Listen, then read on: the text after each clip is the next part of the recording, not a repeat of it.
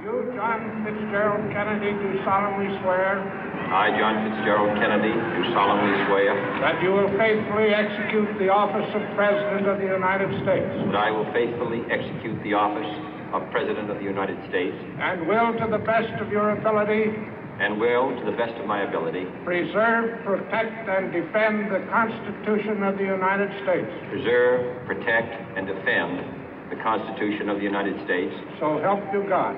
So help me God.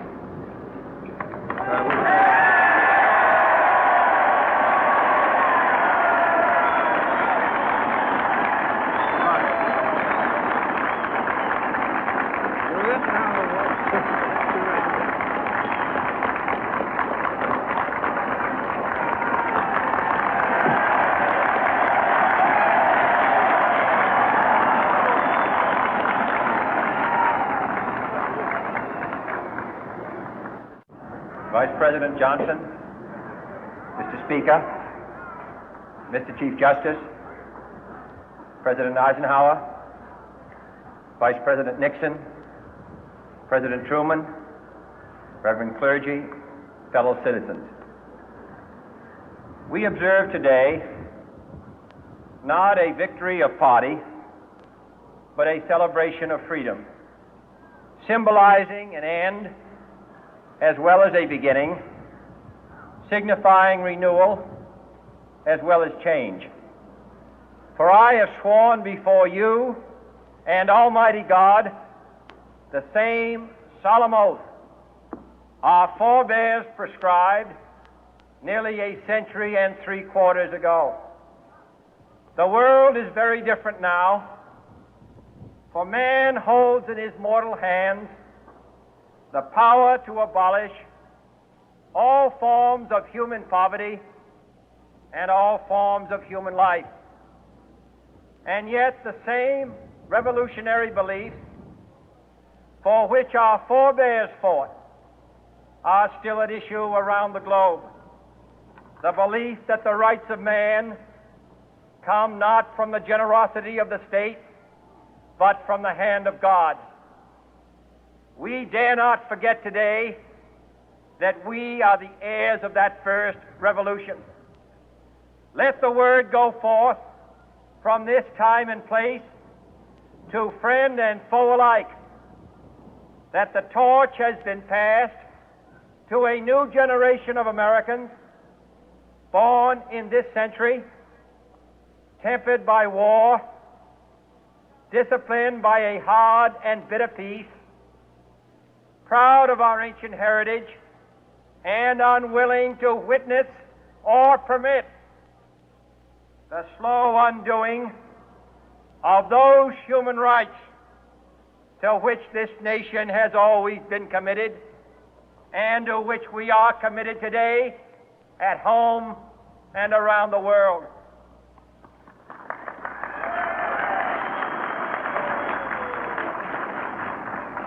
Let every nation know, whether it wishes us well or ill, that we shall pay any price, bear any burden, meet any hardship, support any friend, oppose any foe to assure the survival and the success of liberty.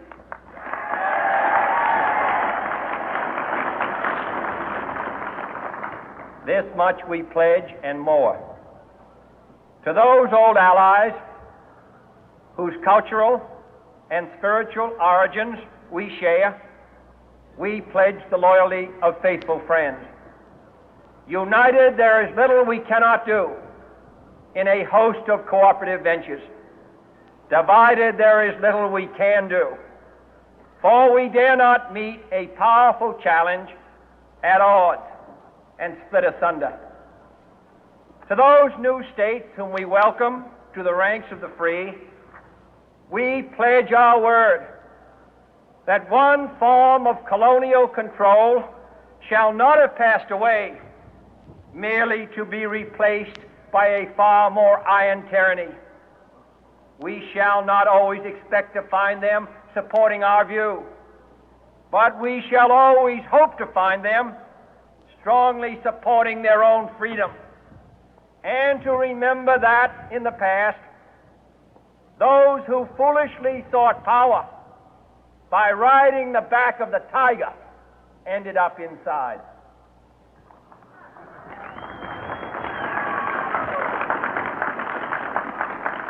To those people in the huts and villages of half the globe struggling to break the bonds of mass misery, we pledge our best efforts to help them help themselves for whatever period is required, not because the communists may be doing it, not because we seek their votes, but because it is right. If a free society cannot help the many who are poor, it cannot save the few who are rich.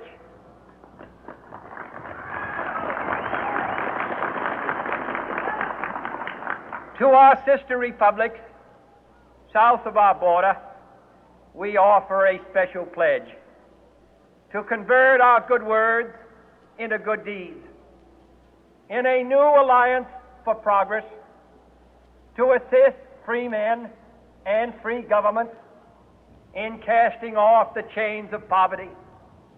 But this peaceful revolution of hope cannot become the prey of hostile powers. Let all our neighbors know that we shall join with them to oppose aggression or subversion anywhere in the Americas. And let every other power know that this hemisphere intends to remain the master of its own house.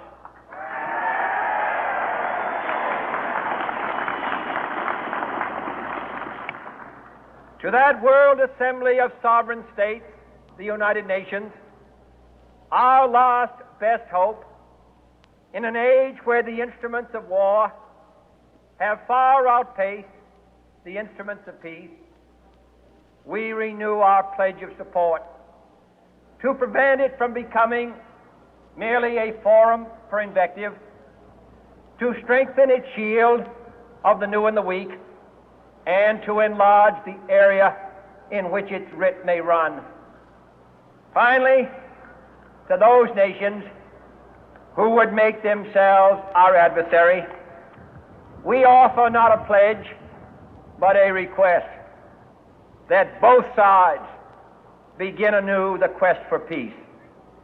Before the dark powers of destruction, unleashed by science, engulf all humanity in planned or accidental self-destruction, we dare not tempt them with weakness, for only when our arms are sufficient beyond doubt can we be certain beyond doubt that they will never be employed.